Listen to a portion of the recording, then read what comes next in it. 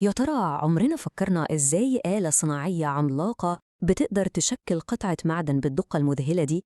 إزاي الأوامر بتتحول من مجرد خطوط على شاشة الكمبيوتر لحركة ميكانيكية حقيقية على أرض الواقع؟ الإجابة كلها موجودة في رحلة تطور عبقرية اسمها التحكم الرقمي، وهي دي بالظبط القصة اللي هنحكيها النهاردة. في رحلتنا دي هنبدأ الأول نفهم أصل الحكاية، يعني إيه أساساً تحكم رقمي، وبعدها هنرجع بالزمن لورا خالص ونشوف القصة بدأت إزاي بالشرايط الورقية، وبعدين اتطورت إزاي مع الشرايط الممغنطة لحد ما وصلنا للعصر الحديث بتاع الاتصال المباشر بالكمبيوتر. وفي آخر الرحلة هنوصل لسؤال أهم بكتير: طيب إيه هي اللغة بقى اللي الآلات دي بتتكلمها؟ طيب قبل ما نغوص في تفاصيل التكنولوجيا دي وتاريخها، مهم قوي نسأل نفسنا سؤال: إيه هي أصلاً المشكلة الكبيرة اللي كانت موجودة واللي خلت الناس تخترع حل عبقري زي ده عشانها؟ خلينا نتخيل مع بعض المشهد ده. عندنا آلة صناعية ضخمة وقوية، ومطلوب منها تنفذ حركة معقدة جدا آلاف المرات ورا بعض، وفي كل مرة لازم تكون بنفس الدقة المتناهية، دقة بتوصل لأجزاء من المليمتر. السؤال اللي حير المهندسين وقتها كان: إزاي ندي للآلة دي تعليمات؟ إزاي نضمن الدقة والتكرار ده؟ السؤال البسيط ده هو اللي ولع شرارة كل حاجة. وهنا بقى بيجي الحل السحري: التحكم الرقمي، أو زي ما بنقول عليه أنسي. هو ببساطة شديدة جدا ترجمة الأوامر لسلسلة من الأرقام، كل رقم له معنى بيمثل حركة أو وظيفة معينة، والآلة اللي ما بتفهمش غير لغة الأرقام بتقرأ السلسلة دي وتنفذها بالحرف. يعني من الآخر الموضوع كله تحويل الأفكار لأرقام. وطبعاً مع تطور التكنولوجيا كان لازم الكمبيوتر يدخل في الصورة. أول ما نظام التحكم ده بقى يعتمد على كمبيوتر بقى له اسم جديد: CNC، أو التحكم الرقمي باستخدام الحاسوب، وهو ده اللي بنشوفه النهاردة في أي مصنع حديث تقريباً. حلوة جدا، كده فهمنا الفكرة الأساسية. يلا بينا بقى نرجع بالزمن لأيام ما كانش لسه فيه كمبيوترات شخصية ولا أي حاجة من دي، ونشوف أول طريقة كانت بدائية بس عبقرية جدا الناس استخدمتها عشان تتكلم مع الآلات. القصة كلها بدأت من احتياج عسكري. في أواخر الأربعينات القوات الجوية الأمريكية كانت عايزة تصنع أجزاء معقدة للطيران بدقة أعلى. الفكرة دي لقطتها معهد MIT الأسطوري، وفي أوائل الخمسينات أول آلة بتشتغل بالتحكم الرقمي خرجت للنور. والحوالي 20 سنة بعدها كان البطل الأوحد في القصة دي هو الشريط الورقي المثقب. الفكرة كانت شبه البيانو القديم اللي بيعزف لوحده ده. الفكرة ببساطة إن كل ثقب في الشريط الورقي ده عامل زي النوتة الموسيقية، بس بدل ما النوتة تطلع صوت كانت بتترجم لحركة ميكانيكية دقيقة جداً. الآلة كانت بتقرأ النوتات دي بالترتيب وتنفذ المقطوعة الهندسية المطلوبة منها بالظبط. طب اللغة اللي كانت مكتوبة بالثقوب دي كانت عاملة إزاي؟ كانت بسيطة بشكل لا يصدق. كل صف من الثقوب بالطول كان اسمه character. شوية characters جنب بعض يعملوا word أو كلمة، زي مثلا إحداثي معين على محور X، ومجموعة كلمات ورا بعض يعملوا block اللي هو يعتبر جملة كاملة أو أمر متكامل للماكينة، زي اتحرك للنقطة الفلانية بالسرعة الفلانية.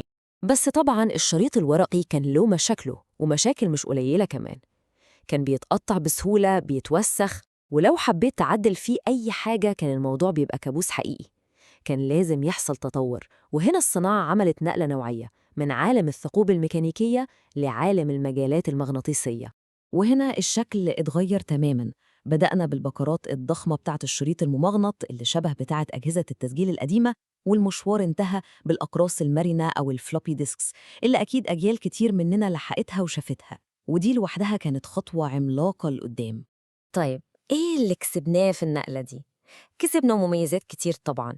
الشريط الممغنط كان أمتن، مساحته التخزينية أكبر بكتير، والأهم من كل ده إنه كان قابل لإعادة الاستخدام.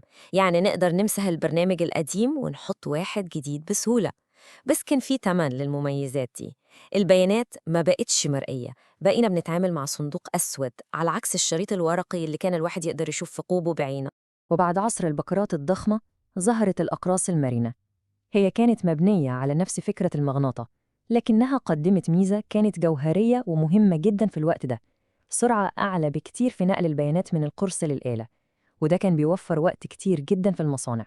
كل ده كان كلام عظيم، بس كان لسه فيه مشكلة صغيرة بتعطل الدنيا كلها. كان لسه فيه وسيط مادي، شريط أو قرص لازم يتنقل بالإيد من الكمبيوتر للآلة. ومن هنا وصلنا للفصل الأخير والأهم في رحلة التطور دي: التخلص من الوسائط المادية دي للأبد. الحل النهائي كان اسمه التحكم الرقمي المباشر أو ال DNC، والفكرة هنا كانت ثورية في بساطتها. كمبيوتر التصميم بقى متوصل مباشرة بالآلة اللي بتصنع، خلاص مفيش أي وسيط في النص، لا شرايط ولا أقراص ولا أي حاجة.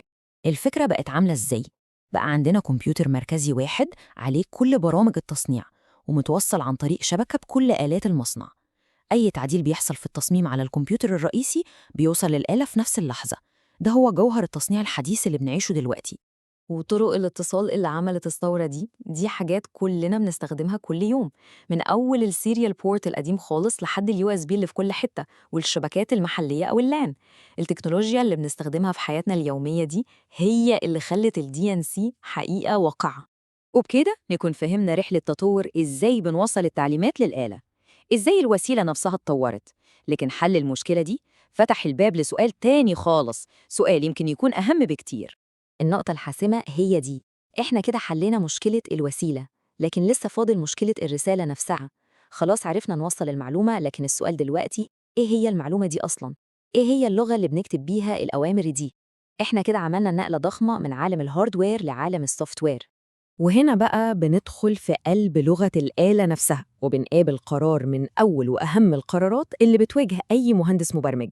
هل الآلة هتفكر بشكل مطلق، يعني مكانها دايماً معروف بالنسبة لنقطة صفر ثابتة، ولا هتفكر بشكل تزايدي، يعني كل خطوة بتتبني على الخطوة اللي كانت قبلها بالظبط؟ والاختيار ده على فكرة مش مجرد كود بيتكتب، ده بيحدد فلسفة الحركة نفسها، وبيفتح باب لعالم كامل من لغات البرمجة الصناعية المعقدة والممتعة.